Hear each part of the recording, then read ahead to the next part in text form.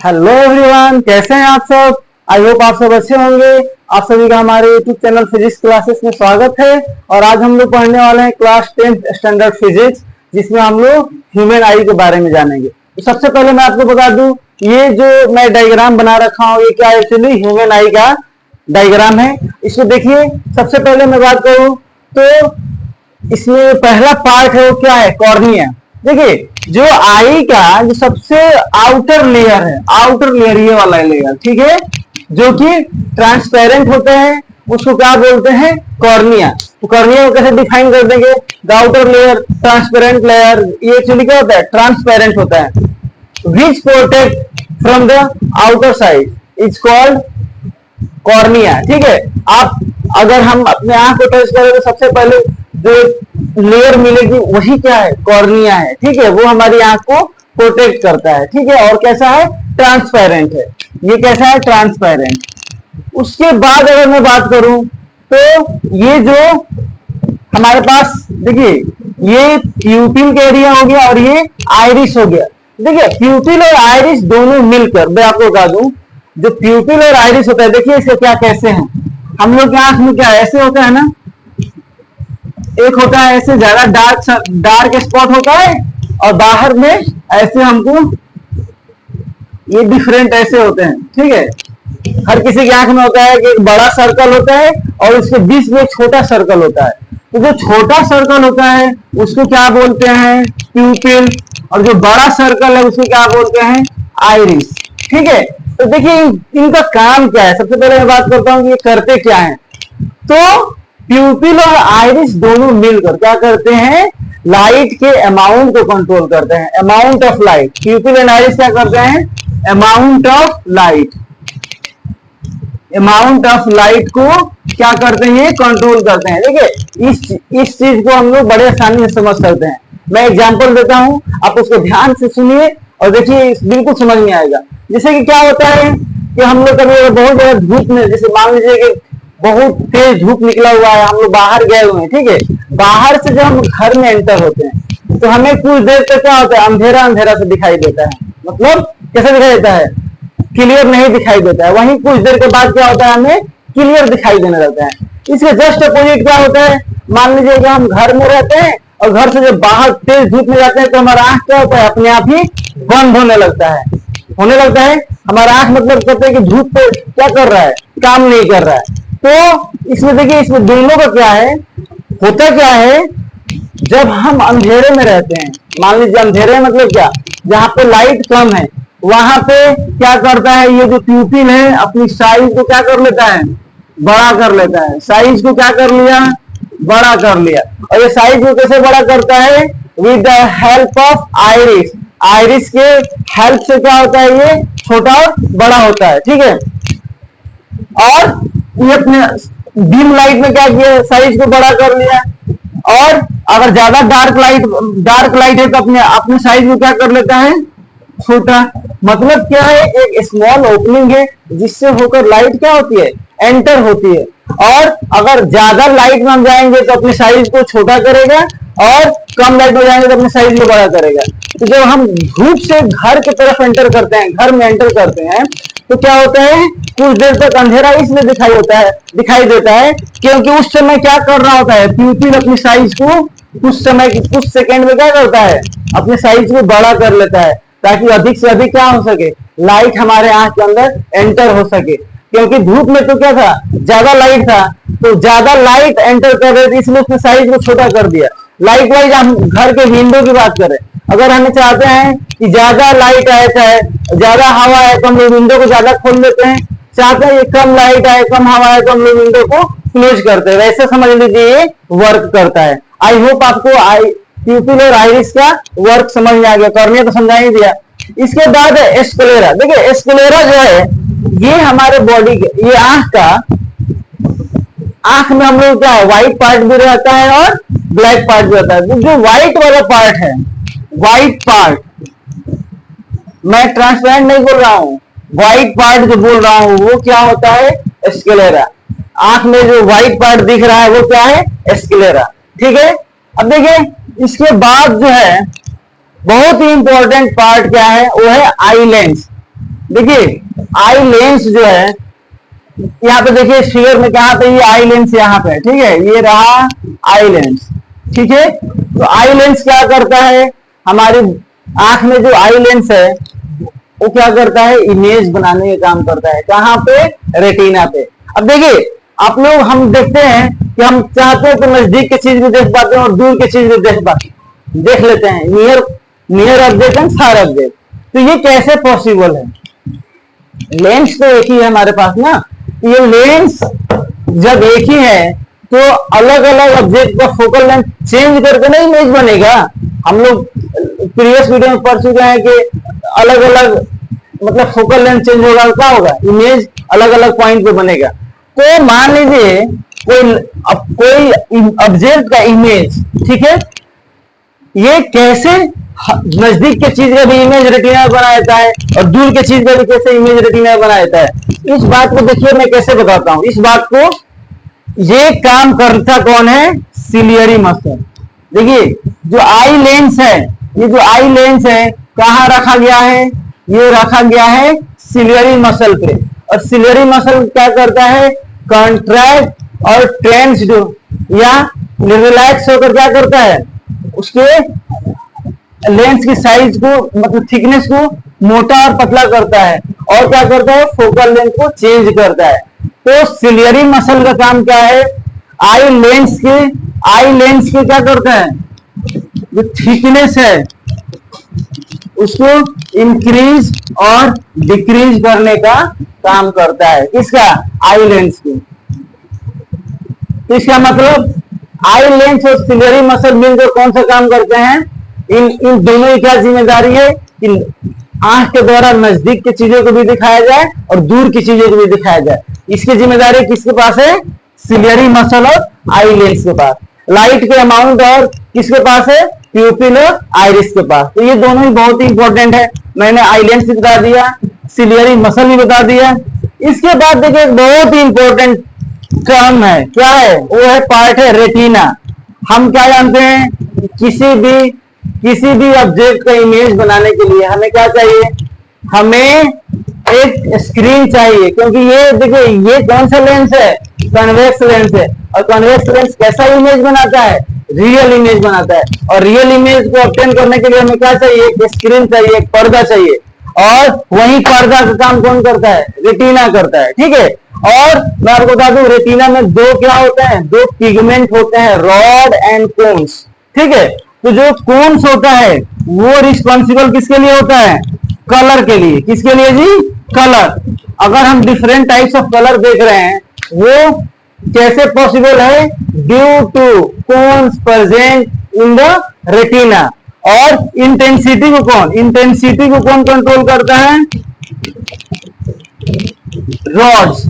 तो हमारे अलग अलग एनिमल्स की आंख में क्या है, रॉड्स और कोन्स की क्या है, ये संख्या नंबर क्या है, कम ज्यादा है। हम क्या देखते हैं, जो चिकन है, चिक मतलब हैन मुर्गी हो गए, ये सब ये क्या करते हैं, इनमें रॉड्स की संख्या कम है। इसलिए कि जैसे ही शाम होती है तो क्या होती है, इनमें इनको दिखने में दिक्कत होती है। तो देखते हैं कि बहुत जल्दी क्या करते हैं, ये सो जाते हैं क्योंकि उनके आंख में क्या है, रॉड्स की कमी है। और एक कोन्स की बात करूं मैं, तो कोन्स किसके लिए रिस्पॉन्सिबल है, डिफरेंट कलर को दिखाने में। तो अगर किसी पर्टिकुलर आई में मान लीजिए किसी तरह का कोन्स की कमी है तो कलर क्या होगा, वो डिटेक्ट नहीं हो पाएगा। इस तरह के प्रॉब्लम को क्या बोलते हैं, कलर ब्लाइंडनेस। क्या बोलेंगे इसको, कलर ब्लाइंडनेस। और जो रेलवे का जो लोको पायलट का सब एग्जाम होता है उस समय कलर ब्लाइंडनेस टेस्ट होता है, ताकि किसी इंसान को किसी तरह का कलर ब्लाइंडनेस तो नहीं है। मान लीजिए कि उसको रेड कलर का ब्लाइंडनेस है, कलर ब्लाइंडनेस है, तो वो सिग्नल को अच्छे से रीड नहीं कर पाएगा, इसे दिक्कत होगी। इसलिए क्या होगा, दिक्कत का एक्सीडेंट हो जाएगा। इसलिए कलर ब्लाइंडनेस को चेक किया जाता है। और सबसे दुर्भाग्य की बात क्या है, ये अनफॉर्चुनेट क्या है, ये मतलब ये कभी भी क्योर नहीं हो सकता है। ये कलर ब्लाइंडनेस कभी भी दूर नहीं हो सकता है। और ये कैसा है, हेरिडेटरी है। मतलब क्या, एक पीढ़ी से दूसरे पीढ़ी में कलर ब्लाइंडनेस क्या होता है, ट्रांसफर होते जाता है, ठीक है। तो आई थिंक आपको रेटिना समझ में आ गया। रेटिना किसका काम करता है? स्क्रीन का काम करता है। रॉड्स और कोन किसका काम करता है? ये इंटेंसिटी और कलर के। रॉड्स मतलब लाइट की इंटेंसिटी को ये मेंटेन करता है। और देखिए सी से कलर और सी से कोन्स और सी से कलर, ऐसे याद रख सकते हैं। ठीक है, रॉड को छोड़ दीजिए, कोन्स और कलर याद कर लीजिए। इसके बाद एक टर्म आता है विट्रस ह्यूमर और एक्वस ह्यूमर, विट्रस ह्यूमर। ठीक है, तो देखिए क्या देख रहे हैं, कॉर्निया और लेंस के बीच में जो स्पेस है, ये जो फील होता है किसके द्वारा फील होता है जी? Aqueous humour. और ये देखिए ये जो पार्ट है लेंस और रेटिना के बीच में जो स्पेस बचा हुआ, देखिए मैं जो यहाँ पर मार्कर ये कर रहा हूं, इस पार्ट में क्या भरा रहता है? Vitreous humour. ये दो आप याद रखिएगा। ठीक है, एक होता है एक्वस ह्यूमर, एक होता है विट्रस ह्यूमर। ठीक है, और इसके बाद एक टर्म आता है ऑप्टिक नर्व। ऑप्टिक नर्व क्या होता है जी? बिल्कुल ये एक्चुअली क्या है, ऑप्टिक नर्व जैसे ही लाइट क्या होता है रेटिना पे इंसिडेंट होता है इन सब चीजों से होकर, तो ऑप्टिक नर्व क्या करता है? इस सिग्नल को भेज देगा किसको? ब्रेन के पास। और ब्रेन क्या करेगा? चीजों को क्या करेगा? शो करेगा। और मैं एक सबसे इंपॉर्टेंट बात बता दूं, आई लेंस है वो कैसा लेंस है? वो है कन्वेक्स लेंस। ठीक है, और कन्वेक्स लेंस क्या है? इमेज कैसा बनाता है? मोस्ट ऑफ द टाइम कैसे इमेज बनाता है जी? उल्टा बनाता है, इन्वर्टेड बनाता है। तो बताइए हम कैसे किसी चीज को, मान लीजिए हम किसी चीज को देख रहे हैं, उसका उल्टा इमेज बन रहा है रेटिना पे, फिर भी हम उस चीज को कैसे सीधा देख पाते हैं? दुनिया का हर चीज क्या है? आंख के जो रेटिना है उससे कैसे बन रहा है इमेज? बन रहा है उल्टा। लेकिन ब्रेन उसको क्या करता है? आफ्टर प्रोसेसिंग वो जैसा होता है वैसे ही क्या करता है? उसको शो करता है। तो ऑप्टिक नर्व का काम क्या है? सेंसेशन को कहां पहुंचा देना? ब्रेन को। अब देखिए इसके बाद हम बता रहे हैं यहाँ पे power of accommodation. Power of accommodation एक टर्म है, इसको मैं इरेज कर रहा हूं। देखिए पावर ऑफ एकोमोडेशन मतलब क्या? फोकल लेंथ को चेंज करना with the help of ciliary muscle. देखिए अगर फोकल लेंथ चेंज नहीं होगा तो हमें दूर की ऑब्जेक्ट या नजदीक के ऑब्जेक्ट या डिफरेंट डिस्टेंस के ऑब्जेक्ट को हम इमेज नहीं बना सकते। हमें क्या है? हम एक ही पॉइंट के इमेज को बना सकते हैं। तो ये काम जो पावर ऑफ एकोमोडेशन क्या करता है कि फोकल लेंथ को change in focal length of eye lens with the help of क्या? with the help of ciliary muscle। इसको क्या बोलते हैं? ciliary muscle called power of accommodation।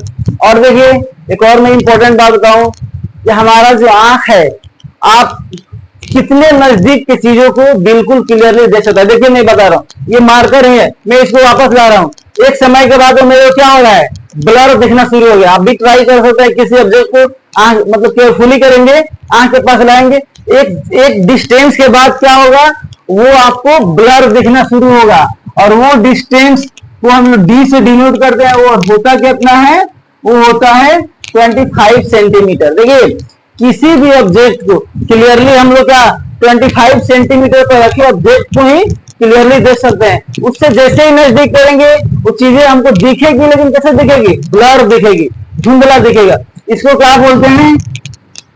ये near distance for distinct vision. क्या बोलते हैं? Near distance for distinct vision. Near distance for distinct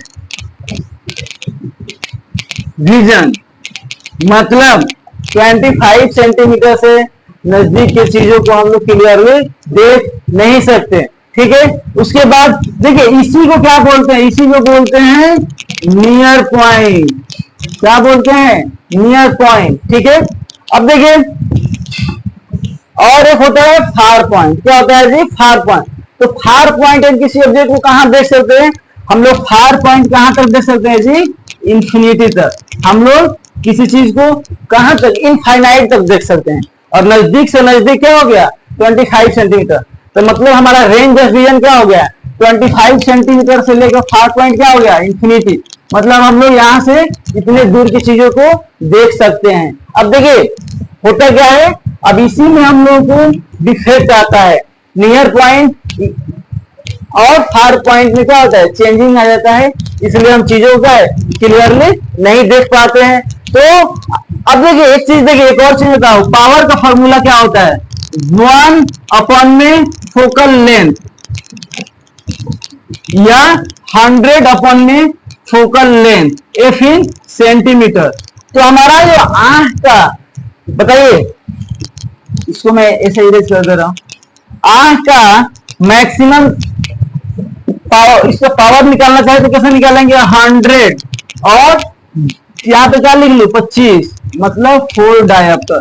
25 centimetre क्यों लिखा, क्योंकि हम सबसे ज्यादा लाइट को कहा 25 सेंटीमीटर के ऑब्जेक्ट को क्या कर पा रहे हैं, देख पा रहे हैं। मतलब हमारा आंख का जो मैक्सिमम पावर हो सकता है वो 4 डायोप्टर, मतलब आंख जो है अधिक से अधिक 25 सेंटीमीटर, मतलब क्या करेगा, 25 सेंटीमीटर के ही ऑब्जेक्ट को ही क्या कर सकता है, इमेज रेटिना का इमेज बना जाएगा। उससे जैसे ही नजदीक करेंगे तो क्या होगा, वो क्या करेगा, उसका इमेज रेटिना पर नहीं बनेगा। और पावर क्या है, फोकल लेंथ क्या है, इनवर्स रिलेशन में है, मतलब इससे ज्यादा फोकल लेंथ सबसे कम से कम कितना कर सकता है वो, 25 सेंटीमीटर। तो मैक्सिमम पावर कितना हो सकता है, 4 डायोप्टर। तो किसी हेल्दी आई के लिए क्या हो सकता है, 4 डायोप्टर। अब देखिए आज का वीडियो में यहीं पे रहने देता हूं। आज हम लोग मेनली सारे पार्ट्स जाने, और इसके अलावा हम लोग कौन सा कहां पे लोकेशन है ये जाने, और उसके बाद जाने पावर ऑफ एकोमोडेशन, और हम ये जाने कि आंख का मैक्सिमम पावर क्या हो सकता है, और इसके अलावा और एक चीज सीखे क्या, पावर ऑफ एकोमोडेशन क्या होता है। और इन सब में सबका अपना अपना कुछ ना कुछ रोल है। जैसे कि आइरिस और प्यूपिल का रोल अलग है, सिलेरी मसल का अलग है, आई लेंस का अलग है, कॉर्निया का अलग है। ये सब लोग क्या करते हैं, मिलकर एक प्रॉपर वे में वर्क करते हैं और हम चीजों को देख पाते हैं। तो नेक्स्ट वीडियो होगा, उसमें हम लोग आई का फंक्शन कैसे कम करता है, ये सारी चीजें, और कुछ ये परसिस्टेंस ऑफ विजन, ये सारी चीजें, और उसके बाद डिफेक्ट पढ़ूंगा। ठीक है, ये पढ़ा जाएगा। उसके बाद thank you so much for watching this video.